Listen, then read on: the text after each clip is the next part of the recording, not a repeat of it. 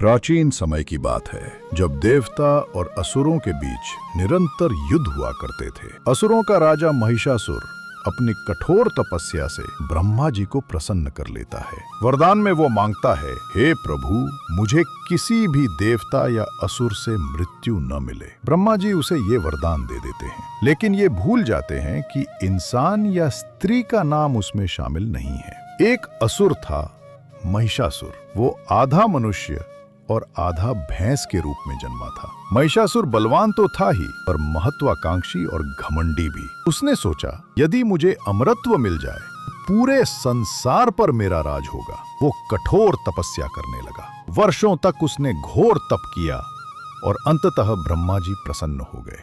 ब्रह्मा जी ने कहा, वरण करो पुत्र, मैं जो भी चाहिए। महिषासुर ने कहा, मुझे देवताओं या असुरों में से कोई भी न मार सके। ब्रह्मा जी जानते थे कि मृत्यु अटल है, इसलिए उन्होंने कहा, तथास्तु।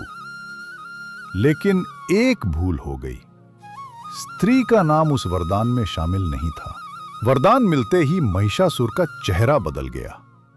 अब उसके मन में घमंड और क्रूरता आ गई। उसने तीनों लोकों में हाहाकार मचाना शुरू कर दिया।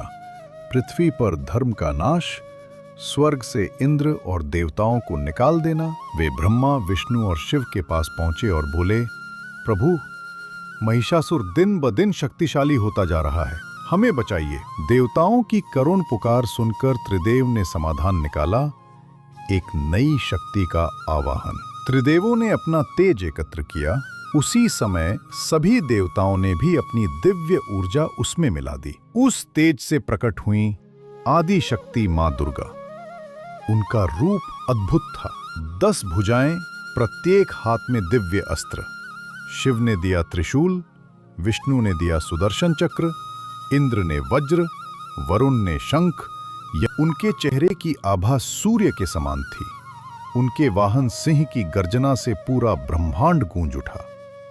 देवताओं ने एक स्वर में कहा, जय माता दी, अब अधर्म का अंत निश्चित है। मां दुर्गा ने महिषासुर को संदेश भेजा, महिषासुर, तेरा अंत निकट है। धर्म और सत्य की रक्षा के लिए मैं तुझे युद्ध की चुनौती देती हूं। महिषासुर हंस पड़ा, एक स्त्री मुझे हराएगी, यह असंभव है। लेकिन भीतर से उसे मां दुर्गा के तेज से भय होने लगा था। युद्ध प्रारंभ हुआ। महिषासुर अपनी सेना के साथ मां दुर्गा पर टूट पड़ा। मां दुर्गा सिंह पर सवार होकर अपने अस्त्र शस्त्र चलाने लगी। दुर्गा ने त्रिशूल से असुरों को मार गिराया, चक्र से शत्रुओं का नाश किया। तीरों से महिषासुर की सेना छिन्न भिन्न हो गई। महिषासुर बार बार रूप बदलता। कभी वह भयंकर हाथी बना और दुर्गा पर आक्रमण किया।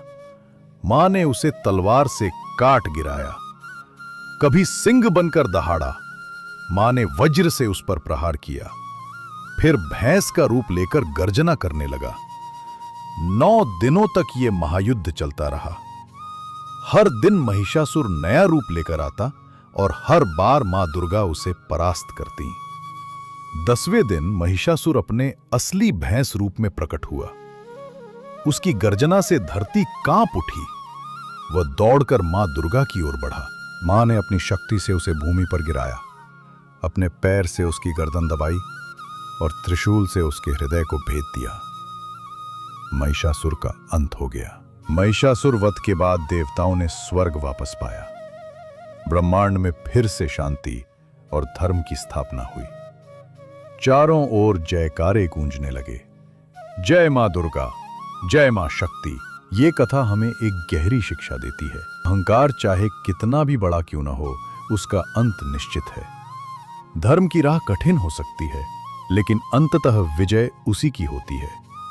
इसीलिए नवरात्रि के 9 दिनों में हम मां दुर्गा की 9 शक्तियों की पूजा करते हैं और दशहरे के दिन असत्य पर सत्य की विजय का उत्सव मनाते हैं।